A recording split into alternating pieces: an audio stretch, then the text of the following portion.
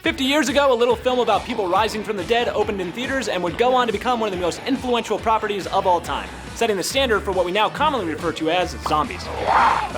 Living impaired. This week on Heat Vision Breakdown, we look back at George A. Romero's classic Night of the Living Dead and the zombie trend its creator wasn't completely happy about becoming the biggest thing in the entire world.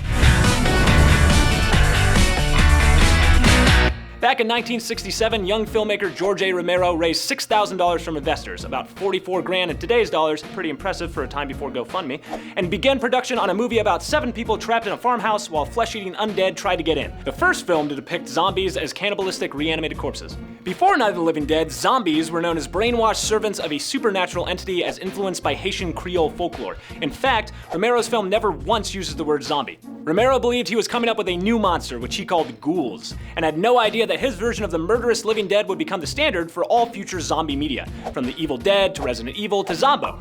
I assume that guy, ate people after introducing the movies. I don't remember you guys! At the center of Romero's film was Ben, played by actor Dwayne Jones. The script did not specify the race of the heroic character, who is treated with suspicion by the rest of the members of the farmhouse. And Jones actually made some changes to the script to transform him from an uneducated truck driver into a character who was more refined. The startling finale, in which Ben is shot to death, was not originally planned as a commentary on racial tensions in America, though upon its release, it was immediately read that way.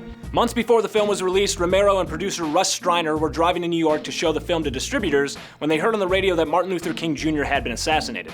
The murder instantly made the movie a racial allegory in the mind of the filmmakers, but to Jones, the film was always a commentary on the civil rights movement from the get-go. Upon release, the movie was immensely profitable. Costing just $114,000 to make, Romero and his investors collected around $600,000, roughly $4.5 million today. Hope they invested it. But a copyright snafu actually left untold millions on the table. You see, the original title of the film was Night of the Flesh Eaters. Gross. And Romero registered the copyright under that name, so when the movie's distributors changed the title to Night of the Living Dead before its release, the copyright stayed on the wrong title, leading to the film falling into public domain and bootlegs of it proliferating, spreading much like a zombie virus when you think about it. Regardless of copyright law, I could go on for hours about that fascinating subject, Romero's film sparked a zombie craze that spread across the country. In the next 5 years alone, 16 feature films featuring zombies were produced, and honestly, it hasn't really slowed down much since. Romero himself would go on to make a number of sequels, many with notable real-world critiques woven into their plots, such as 1978's Dawn of the Dead, an indictment of consumerism set in a mall. Literally the last place you want to get eaten alive, between a sharper image and a lady's footlocker. As the zombie craze spread, Romero himself grew uncomfortable with the direction it took, declaring in 2016 that The Walking Dead and Brad Pitt just sort of killed it all. Way to go, Pitt. In reality, however, the zombie genre perseveres and has done so for the past 50 years, ranging from films that are hardcore horror to comedy to satire to drama. In fact, Zack Snyder even remade Romero's Dawn of the Dead, in which Phil Dunphy becomes a zombie, and grossed over $100 million, effectively launching the director's career.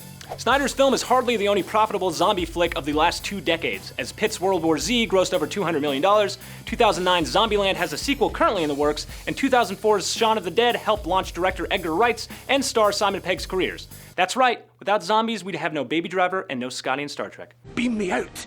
Romero, by reinventing the monster, struck a creative nerve that inspired generations of filmmakers for years to come. And by underscoring real-life issues of racial tension, paranoia, and social injustice, he also set a standard for what horror can say and do as a genre. And he did it all by making us afraid of something as mundane and harmless as reanimated corpses that crave human flesh. So what do you think? Does Romero's film hold up as one of the best zombie movies of all time?